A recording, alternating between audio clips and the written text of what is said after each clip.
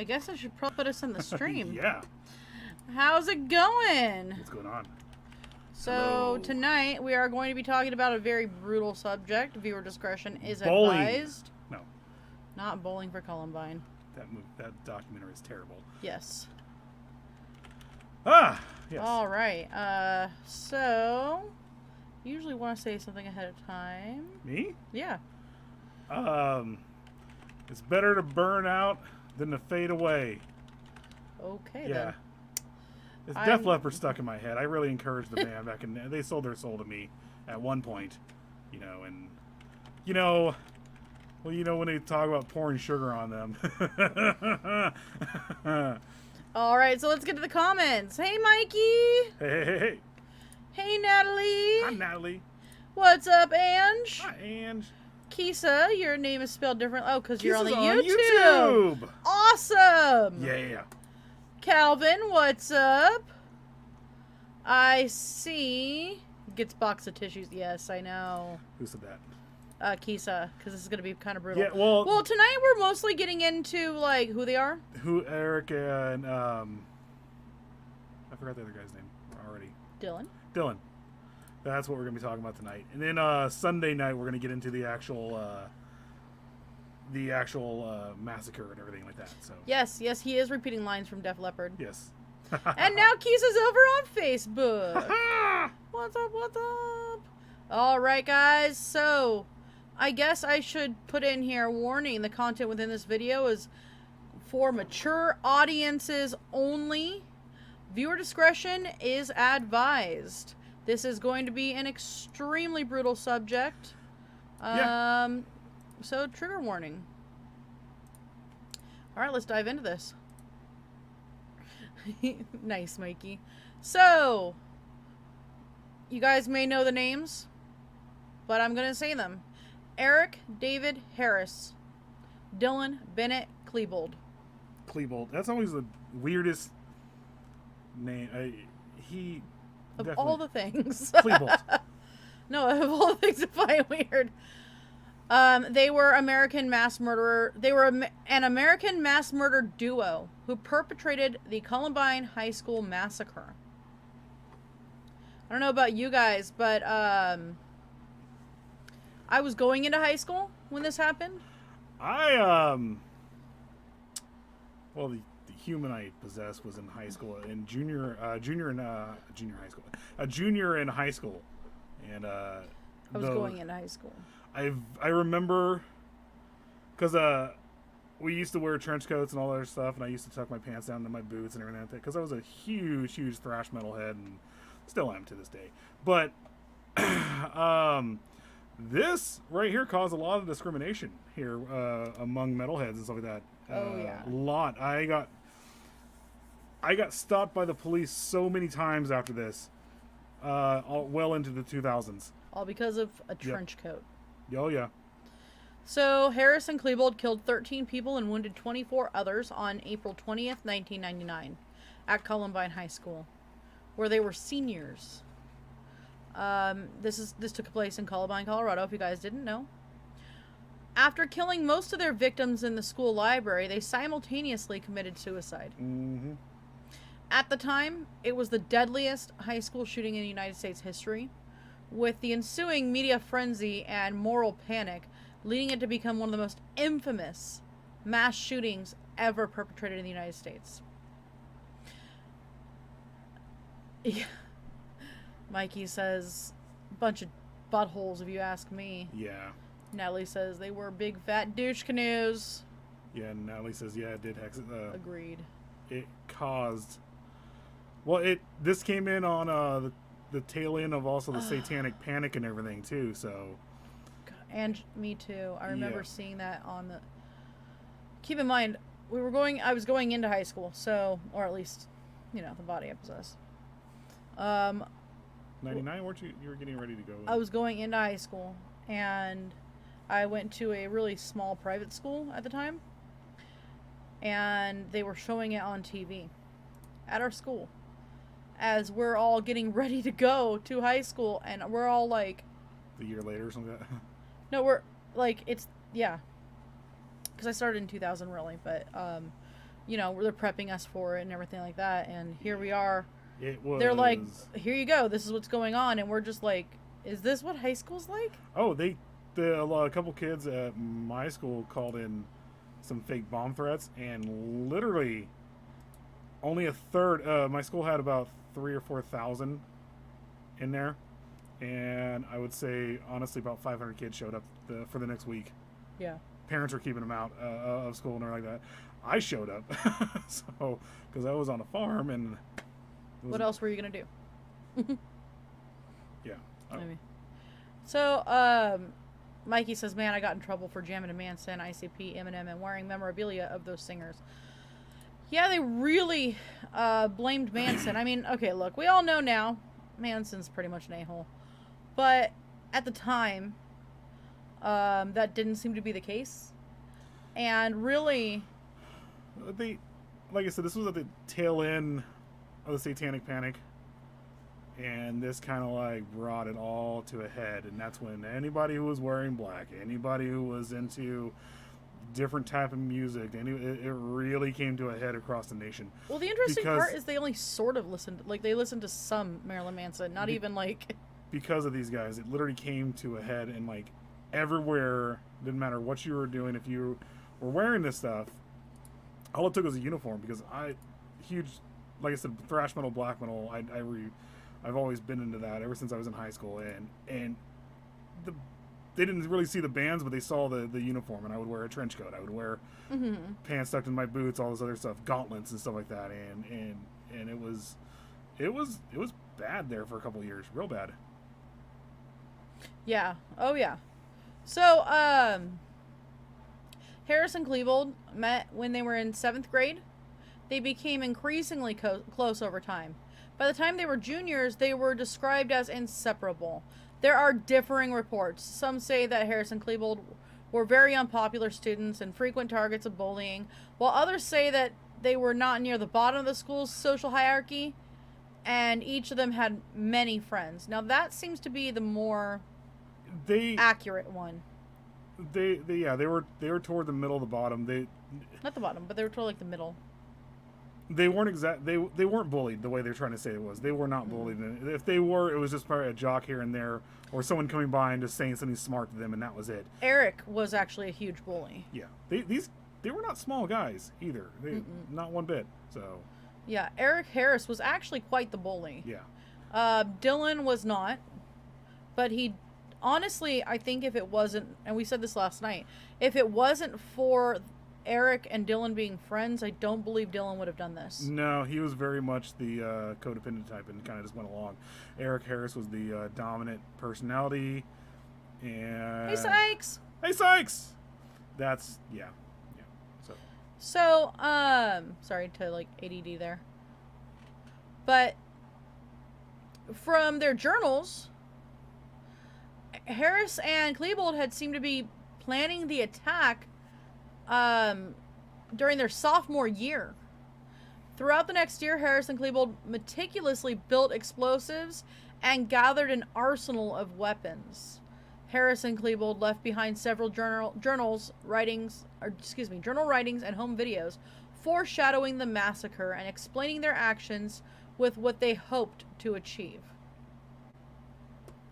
Give me a moment here. Hey, Tyler Johnson. So, Kisa says, we had riots at my school during the early 90s during the Malcolm X deal. Wow. That's actually... What was the Malcolm X deal? When Malcolm X died? Did he die in the 90s? I thought he was assassinated in like the 60s. Well, anyway, and nobody was shot at that I know of. Yeah. Hey, Sykes. Hey, Sykes. There is no Liz or Frank. I don't know who you're talking to. There's no Liz or Frank. There is only Zool. So, Ange says, I wore an inappropriate shirt to school once, and they made me change it. I left and didn't go back that day. Yeah. Hey, Tyler. Oh, wow. Because of the massacre, this is Mikey. Because of the massacre, I got into major issues for wearing a shirt for ICP's Amazing Jekyll Brothers shirt. All due to the Hatchet Man logo. I got suspended from school. Yeah. Yep. So, after the massacre, it was widely believed that Klebold and Harris were part of a clique that was called the Trenchcoat Mafia. Now, this was a term that was coined after the fact. They were not actually called the Trenchcoat Mafia. No. It was just... It was rumors and stories that circulated through high schools and stuff like that. And they just grew. And that's what I was talking about. Like, it went into the point where police, especially in my area where I grew up, saw us wearing trench coats.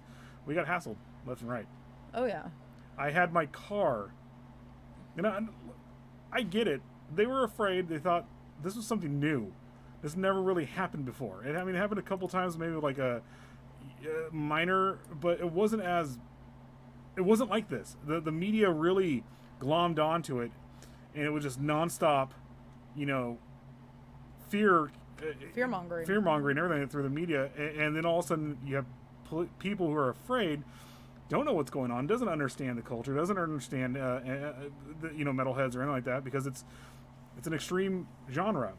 Yeah. They all they see is everything from the Satanic Panic. It's all Satan. It's all this. It's all evil, and it's not. But no. I do understand them being afraid. That's a normal human reaction right there, especially. So I don't get me wrong. I'm not saying I hate the cops for doing that to me. I understand why they did it, because here I am, 17-year-old or 18-year-old kid or 17-year-old kid. Yeah, it was 18 in 99. Sorry. And every chance they got, it just pulled over. Let's search your car. Let's do this. Let's do that. So the Trenchcoat Mafia was supposed to be a group of misfits in the school who supposedly rebelled against the popular students. This turned out to be untrue, as neither Harris nor Klebold had any affiliation with that group. So there was a group that was supposedly called the Trenchcoat Mafia, but at their school, but it had absolutely nothing to do with them. I'm reading the keys right now. Yeah. There's only Hexxus in a car. There's no Dana, and then Ange is all, there's no Dana, only Zool. God, I can't wait for the sequel, or the third one come out. So, the pair's aforementioned writings and videos gave insight into their rationale, if there can be any, for the shootings. The FBI concluded that Harris was a psychopath who exhibited a lack of empathy, had narcissistic traits, and unconstrained aggression. Klebold, however, was concluded to be an angry depressive who showed low self-esteem, had anxiety, and a vengeful attitude towards individuals who he believed had mistreated him. However, neither Harris nor Klebold were formally diagnosed with any mental disorders prior to the attack. This was all posthumous. Yeah, I don't think Klebold really had. He was just a normal kid. He wanted a friend. If anybody was bullied, it was Klebold. It was. Yeah.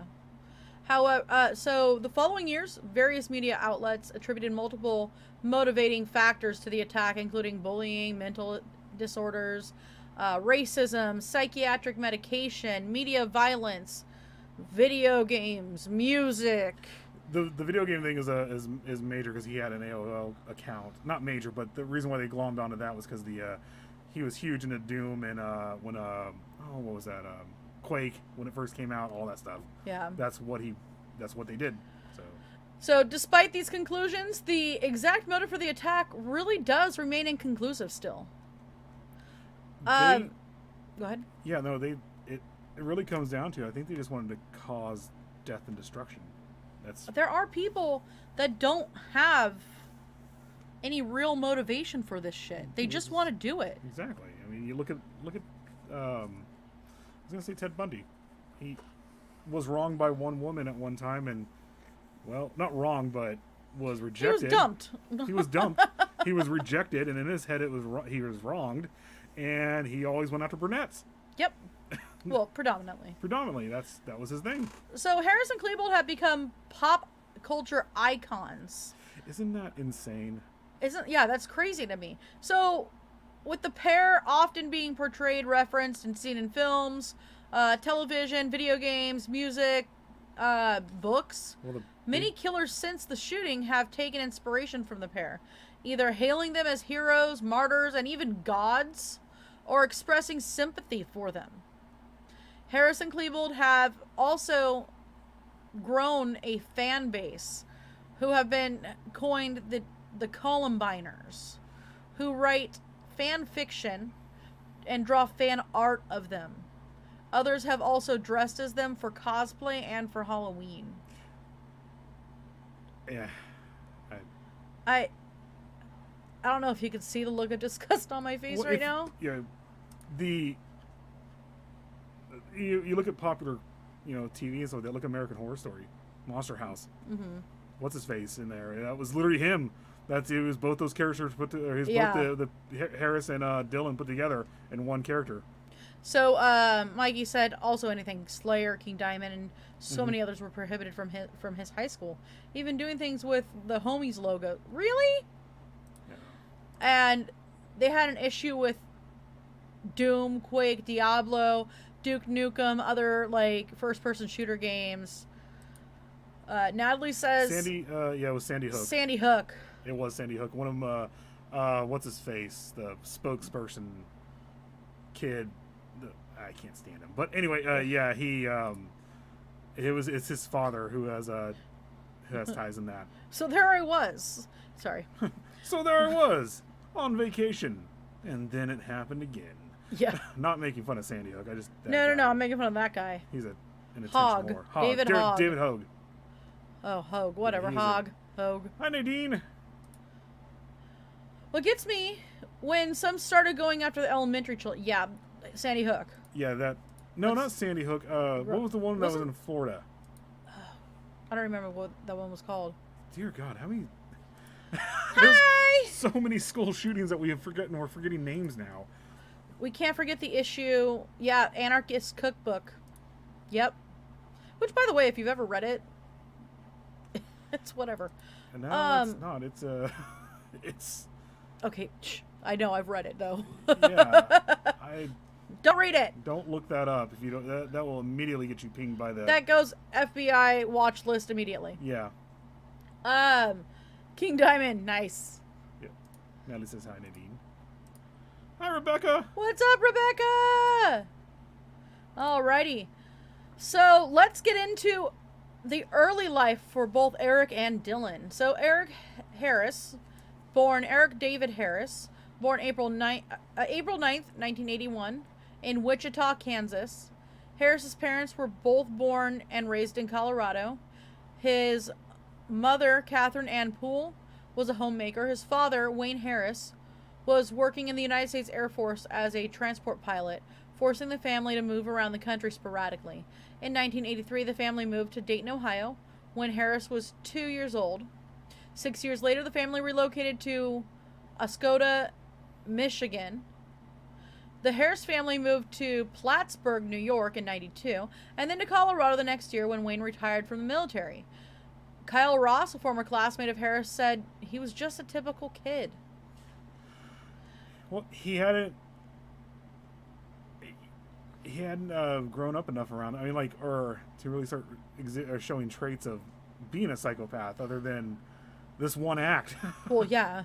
I mean, there was a couple things that he did, but it wasn't enough to really prove neither here nor there. Well, so on a 1997 English class assignment, Harris wrote about how difficult the move was from New York to Colorado. He said, "It was the hardest move from Plattsburgh. I have the most memories from there. When I left my friends, I felt alone, lost, and agitated that I had to spend so much, or had spent so much time with them, and now I have to go because of something I can't stop." Harris, in a basement tape, blamed his father for moving the family around, forcing Harris to start out at the bottom of the ladder. Harris also added that kids would often mock his appearance, which was a lie, by the way. The Harris family lived in rented accommodations for the first 3 years that they lived in the Littleton area. While Harris was in 7th grade, he met Klebold. In 1996, the Harris family purchased and settled at a house south of Columbine High School. Harris's older brother Kevin attended college at the University of Colorado. Harris's father took a job with Flight Safety Service Corporation, and Harris's mother, a former homemaker, became a caterer. Littleton, isn't there someone we... Never mind. Yep. A whole lot of psychos come out of Littleton, huh? There's a lot of psychos out of that area. I'll tell you that right now. So, Harris entered Columbine High School in 1995 as a freshman. Columbine had just gone through major renovation and expansion. From all accounts, he had many friends and was left forward and midfield. Oh, on the Columbine soccer team for his freshman year and sophomore year. That explains it. They got him into soccer, not football. According to one of the teammates, Josh Swanson, he said Harris was a solid soccer player who enjoyed the sport a lot. Harris, during his freshman year, met Tiffany Teifer, who was in his German class. Of course he took German. Teifer Well, you gotta understand. it's the area. recounted that Harris quickly wooed her. Harris asked her to homecoming, and she accepted. After the event, it appeared that Teifer was no longer interested in seeing Harris anymore, for reasons never disclosed. And by the way, when they say event, they don't mean the shooting. Obviously, she didn't want to go see him after that. But after they went to homecoming together, she basically ghosted him. Mm. Hey, Dustin! Hi, Dustin! How are you? We're doing good. Mikey says, "I think if you look up such books, you deserve to be watched. If morons thought they were sly." Shake my head. I feel for all the innocent lives lost in Columbine. Yeah. Absolutely. So yeah, Natalie says he was basically a brat. Lots of people moved around as kids. Mm-hmm. Yeah, I mean, look, it sucks. It's not fun, but that doesn't give you the right to go shoot a high school just because you're mad at daddy. We don't know. There's only a couple things on his tape that he left, and that was pretty much it. Well, so there's no real reason. Again, there's no real reason why he did this. Why they did this? It just happened, which kind of does go into some conspiracy theories later on, especially with MK Ultra. MK Ultra. Well, the whole what's it called? I can't think of her name.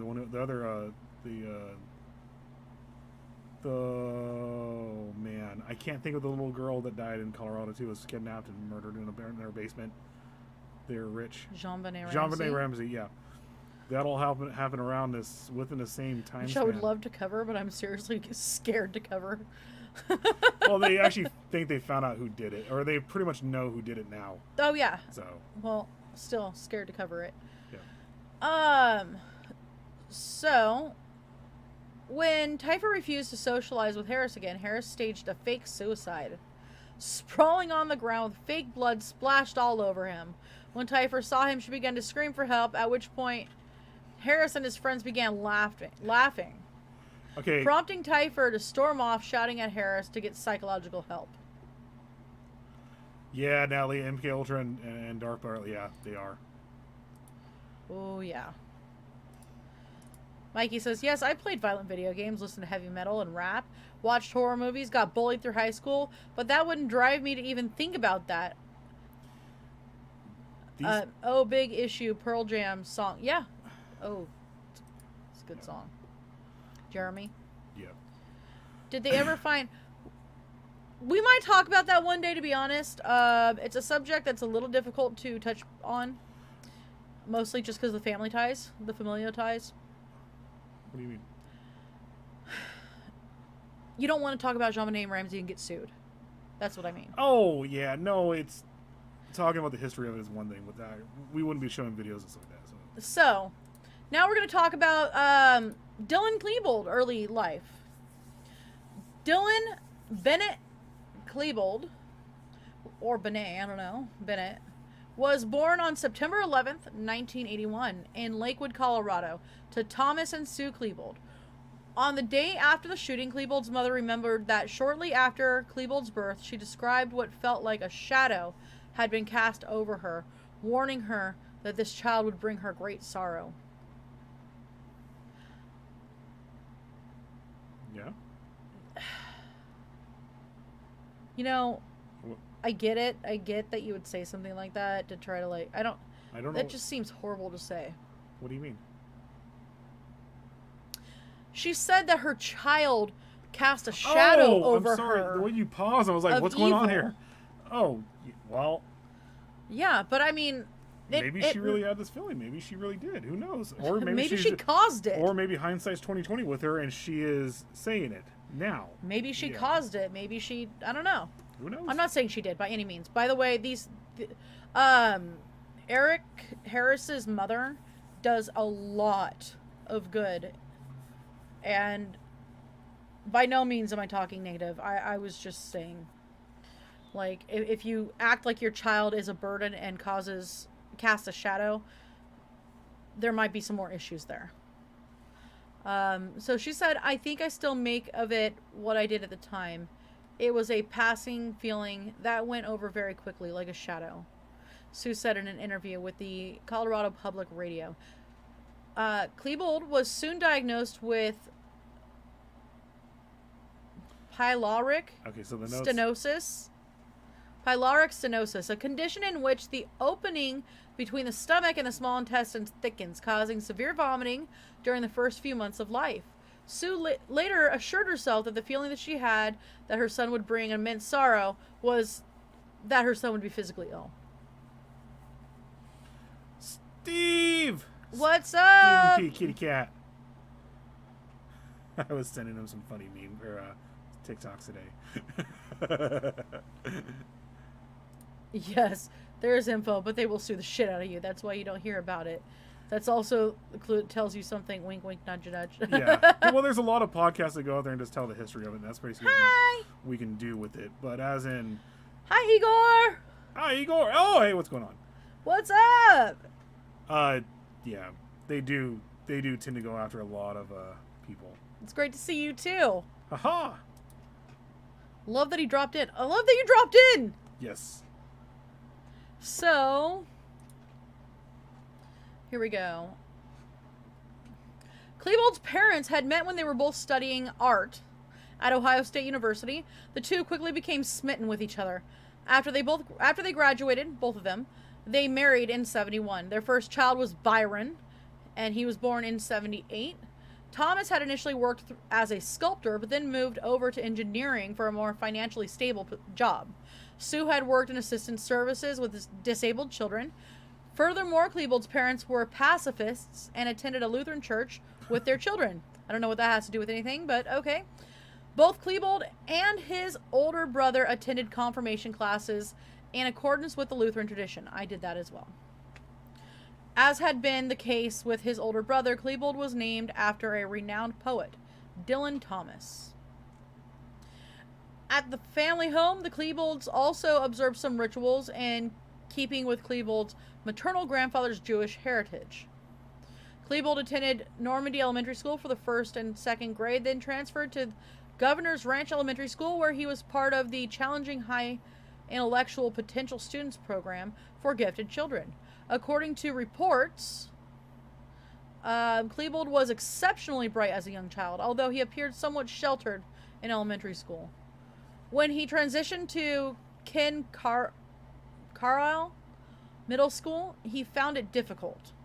Klebold's parents were unconcerned with the fact that Klebold found the changing schools uneasy, as they assumed it was just regular behavior among adolescents. During his earlier school years, Klebold played baseball, soccer, t-ball. He was in Cub Scouts with his friend Brooks Brown, whom he was friends with since the first grade. Brown lived near the house that Harris's parents had bought when they finally settled in Littleton, and rode the same bus as Harris. Shortly after Klebold had met Harris, the pair quickly became best friends. So later, Harris introduced Klebold to his friend Nathan Dykeman, who also attended their middle school, and they all became a really tight-knit group. Yeah. I mean, that is a common thing, though. Sorry. Hello, everyone. I watched an awful movie earlier today. Hope to do an express review overnight tonight. Yes, I want to see that Stephen P. Kitty Cat. Smitten with mittens. Love spooky tales. I can't wait for you to really come back. I can't wait. So here we go. Background. Personalities. Both Harris and Klebold worked together as cooks at a Blackjack Pizza place a mile south from Columbine High School. Harris was eventually promoted to shift leader. He and his group of friends were interested in computers and were enrolled in bowling classes. Some described Harris as charismatic, and others described him as just nice and likable. However, Harris also often bragged about his ability to deceive others, once stating in a tape that he could make anyone believe anything. By his junior year, Harris was also known to be quick to anger and threatening people with bombs. Classmates also relate that Harris was fascinated by war and wrote out violent fantasies about killing people that he didn't like. Well, apparently they weren't fantasies. No. Klebold was described by his peers and adults as painfully shy. Klebold would often be fidgety whenever someone new talked to him and rarely opened up to people. So, a little bit of Eric's narcissism came out there, huh? Oh, I can convince anybody of anything. Yeah. That was his narcissism. Well, sociopathy or psychopathy too. Psychopathy, it seems. Yeah. Play the ad. Oh, you guys, it's 30 minutes. We should play the ad. Yep.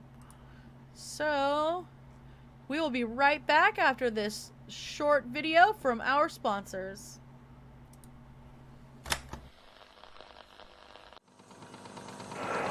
This is Mikey from Out of the Ordinary, and you're watching PBDC TV.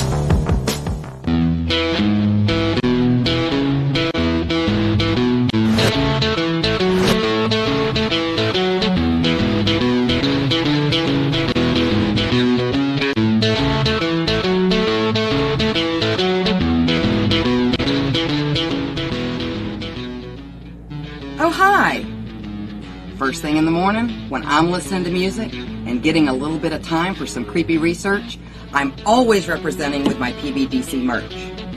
What a better way to have a cup of coffee in the morning.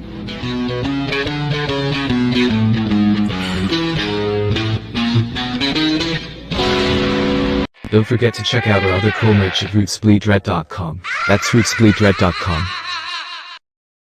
This is Professor Edgar Fluffosaurus from Spooky Tales with Steve the Cat, and when I'm not hosting Monster Chat or knocking down small Japanese cities, I'm watching PBDC TV.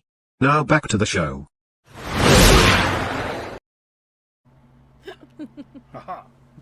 I love it. All right, let's get back into this. Hold on. Tangle. I didn't use lipstick today. I used the face paint. What are you talking about? It's really odd. I don't know what you're talking about. Anyway, so let's see. Friendship. Much of the information on Harris and Klebold's friendship is really unknown. On their interactions and conversations, aside from the basement tapes, of which only transcripts have been released. Harris and Klebold met at Carlisle Middle School during their 7th grade year. Over time, they became increasingly close, hanging out. Became increasingly codependent. That's pretty much what happened. Hanging out by often going out bowling, carpooling, and playing the video game Doom over a pirated server that they connected to their personal computers. By their junior year in high school, the boys were described as completely inseparable. Chad Laughlin, a close friend of Harris and Klebold, said that they always sat alone together at lunch, and they often kept to themselves. A rumor had eventually started that they were gay lovers, due to the time that they spent together. It's unknown if they were aware of this rumor, although a friend of the pair, Chad, reported that both Harris and Klebold died virgins. Judy Brown believed Harris was more emotionally dependent on Klebold, who was more liked by the broader student population. In his journals, however, Klebold wrote that he felt that he was not accepted or loved by anybody. Due to these feelings, Klebold possibly sought validation from Harris. Klebold's mother believes Harris's rage intermingled with Klebold's self-destructive personality and caused the boys to feed off of each other and enter what eventually would become an infernal friendship. Mm-hmm.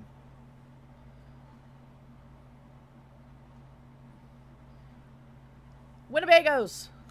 There's Oh, the Winnebagos. Gotta go to that Black Forest ham.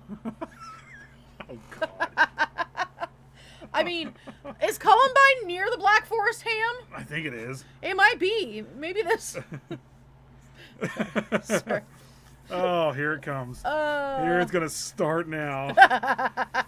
What did they say? It's all the Winnebagos and the Black Forest ham. You're being toxic! They're making fun of me. All right, Anyway. all right. Gotta get on with this. So, at Columbine High School, Harris and Klebold were active in school play productions, operated video productions, and became computer assistants, maintaining the school's computer server. According to early accounts of the shooting, they were very unpopular students and targets of bullying, which we found were not true. While sources do support accounts of bullying specifically directed towards Harris and Klebold, accounts of them being outcasts have been reported as false, since both of them had a close-knit group of friends. What? I think Kisa called me the Demon Wolf. Oh, stop.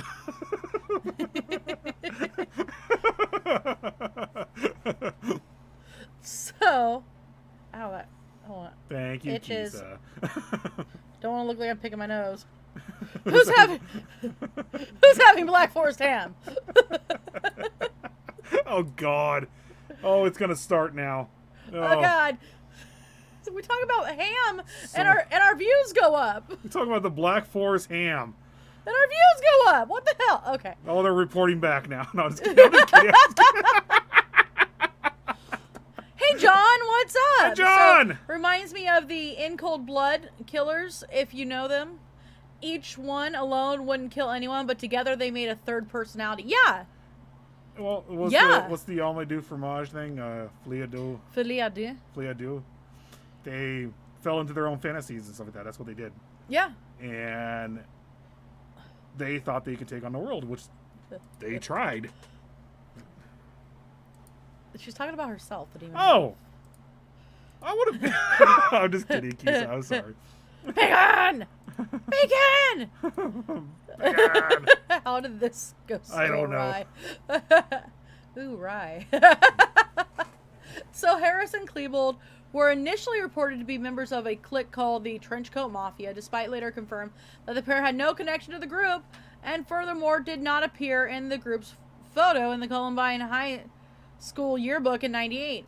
Harris's father erroneously stated that his son was a member of what they call the Trenchcoat Mafia in a 911 call he made on April 20th, 1999.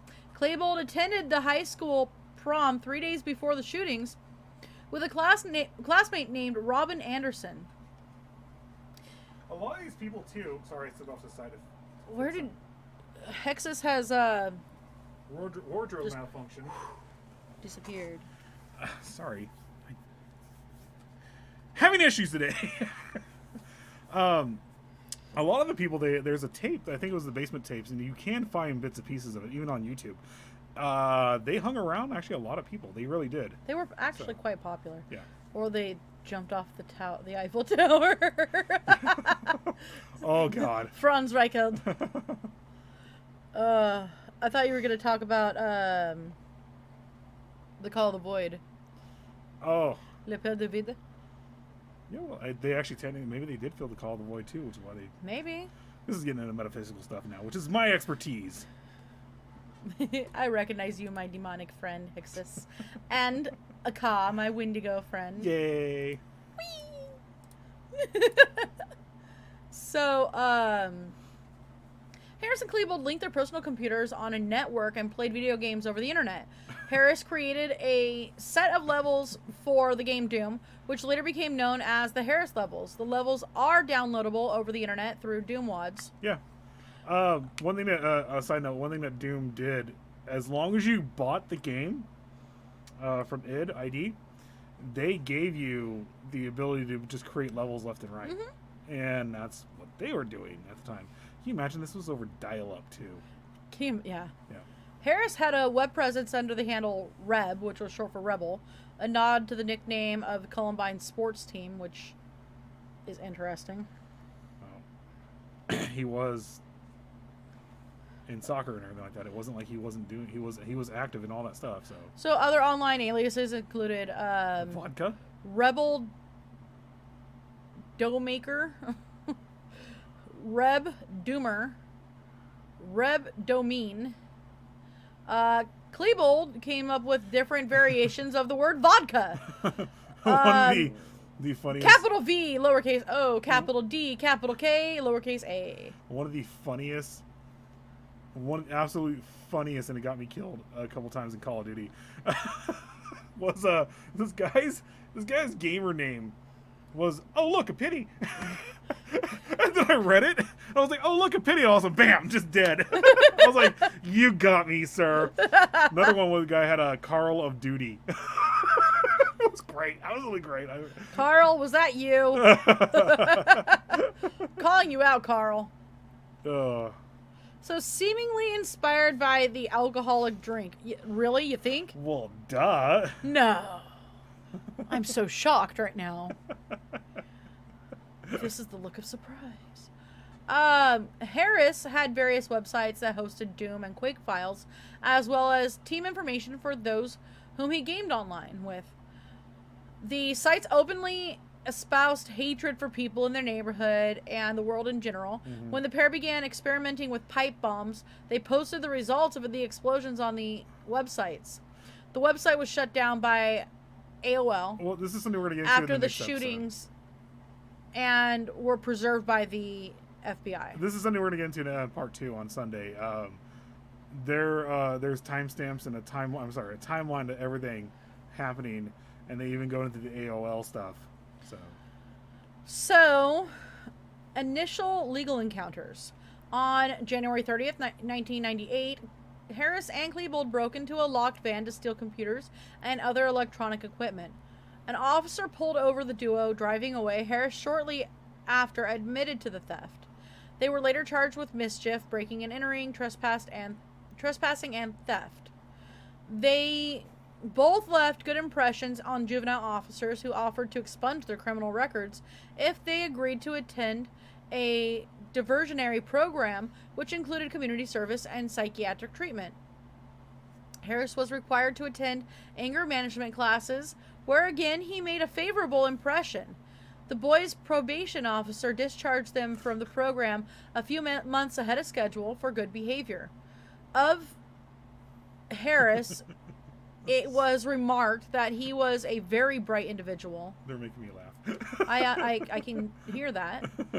He was a very bright individual who was likely to succeed in life. Well, he Yeah. succeeded in something.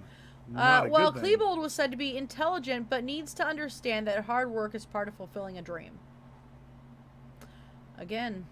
Well, A couple of months later, on April 30th, Harris handed over the first version of a letter of apology he wrote to the owner of the van, which he completed the next month. In the letter, he expressed great regret for his actions. However, in one of his journals entries dated April 12th, he wrote, "Isn't America supposed to be a land of the free? How come, if I'm free, I can't deprive some fucking dumb shit of his possessions if he leaves them sitting in front or in the front seat of his fucking van in plain sight in the middle of fucking nowhere on a fry fucking day night? Natural selection. Fucker should be shot." huh. That's a quote, by the way. That's a quote. That's from, a direct quote from his Was it Harris? from Harris. Yeah. He wrote it in his journal. I didn't know boys kept journals. Yeah. Sorry, They do. I didn't know that. So, I guess we're gonna go back here. They clearly were not metalheads. I'm kidding. Dial up. Ugh. Oh, duh, yeah. Entrails casserole. Soulful soup. It's the beer's fault. It is. I have no beer. I have no excuse. Backyard barbecue with Hexxus. What will he be cooking tonight? Ribs. Ribs. And his own Baby ribs. back ribs. I want my baby back. Yeah, baby they back. completely bullshitted the parole board. Yeah, and they were kids, and they were like, okay, we believe them. Better to laugh than cry. So, yeah, soul baby back ribs. This comes into a spot in the 90s, even in today, where if they would have delved into these kids, if they would have went in there and actually said, no, we're going to pull you guys aside. Why are you stealing? What's going on here? We're going to actually get you into a program and find things out here, why you guys are doing this, and let's go ahead and read your journals and stuff like that and find out what you guys really think. This might have all been avoided. This might have all been stopped. Natalie says, well, that's because it's called theft. Yeah. Oh, yeah. Such nice young men. Yeah. Defund the police, invest in animals. That's how it happens. All right, so Hitman for Hire. Yes, Kisa, they did. It was weird how they. Oh, I thought we were done. No, I'm sorry. I just saw Kisa's name pop up real fast. What the hell? We're almost done here. What is that? Oh, no, we're not. All right, we're gonna go a little over tonight, guys. Just a little bit. But Kisa said everyone ignored them. No one paid attention to them because there was if they actually paid attention to what was going on in these kids' lives, to what was going on with them, this wouldn't have happened. And I'm not saying they would have saved their souls, but they would have stopped the massacre. In December of 1998, Harris and Klebold made Hitman for Hire, a video for a school project in which they swore, yelled at the camera, made violent statements, acted out shooting and killing students in the hallways of Columbine High School. Both also displayed themes of violence in their creative writing projects.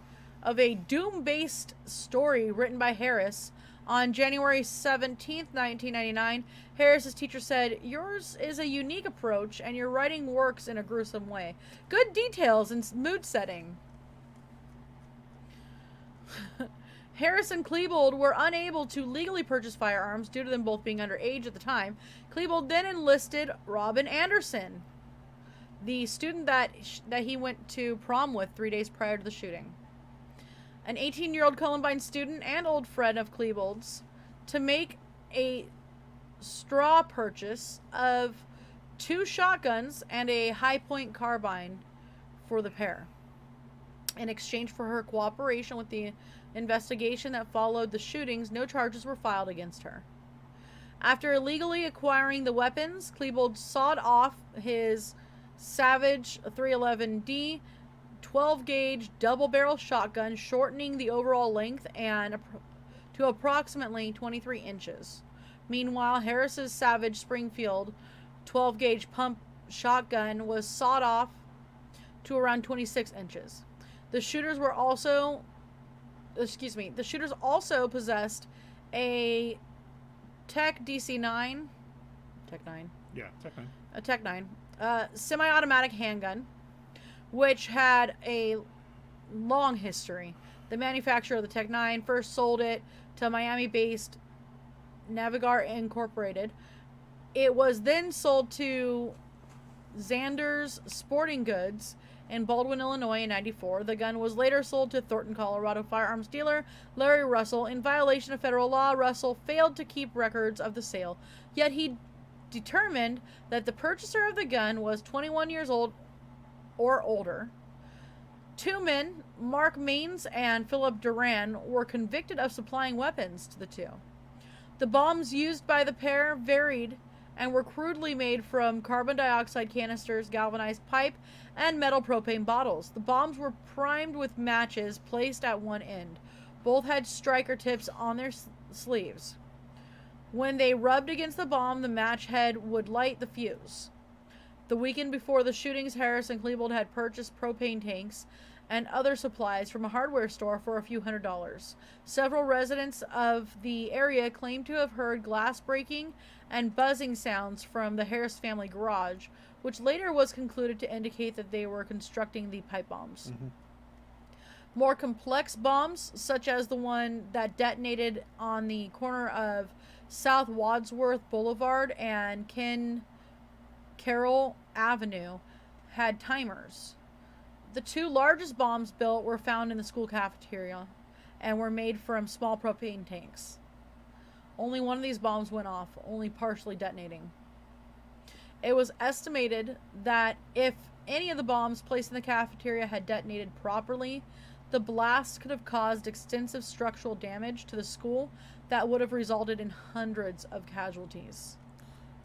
We could actually stop right here if you want, because we are going to get into the massacre. Well, yeah, because we still have a lot to do. This is only part 1, and everything else is the massacre after this, so... Yeah, let's do that. So we're going to go and stop right here, because now this actually comes into the massacre part of the notes, and that's what we're going to get into next on Sunday, is the actual timeline of everything happening and what went on. So let's get to some of the comments here. If they only knew. It's kind of scary. Yeah. What the fuck was their goddamn obsession with Doom? Well, they're just These kids douchebags playing. should have never had access to the web. Yeah. Well, They're just kids playing that's video the games. thing. We can't blame video games. Or I'm saying that aspect of it was kids Yeah. playing. That's the one you see on closed caption TV. Yeah. Yep. And that's something we actually have We're gonna So. show that. Sorry, but I can't stand kids who can't tell fantasy from reality. They ruin shit for the rest of us. Yeah. Oh, yeah. How the hell do you not know your kids are building bombs, especially having a stay-at-home mom? Well, she was a caterer now. Remember? They were ignoring them. They just let them be kids off by themselves, and we don't. Yeah. Yeah. Oh yeah. Andrew's brother built a pipe bomb. Yeah. I mean, it's hindsight, but somebody should have known that they had a screw loose. Absolutely, John. Yeah. Absolutely. So, Sunday, we are going to get deeper into the massacre. Sunday is going to be the really brutal episode. Mm-hmm. Yeah, this is... I'm also going to want to touch base on Harris's mom, who really, really has done all that she can to try to make up for what her son did. Yeah. I mean, she's even stated, like, nothing can bring anybody back, but... Well, Harris's parents weren't too bad. No, they just didn't know. Yeah. They didn't pay attention. Yeah, always pay attention to your kids. Every aspect of their life, you gotta watch. So. Yeah, thank you. Thank you, guys. So thank you all for joining us tonight. We'll be back Sunday. I really do appreciate it. 5:30. We'll be back Pacific. Sunday at 5:30 Pacific, 8:30 Eastern, And 7:30 Central. 7:30 Central. And now, to take my meat bag over to the Halloween store because it's open. Woo! Yay! All right, guys. Thank you. Bye. Let's get we back gotta over we here. gotta play something real fast. We gotta play an ad, don't we? Because I forgot to play the ad for Mother de la Mort on Wednesday. I just went blank. I was like, uh-oh. Bye. This is Mr. Applewhite speaking. There is nothing wrong with your device. Join me here on Psycho Bunny DC. A delightfully dreadful consternation of horror content. Your head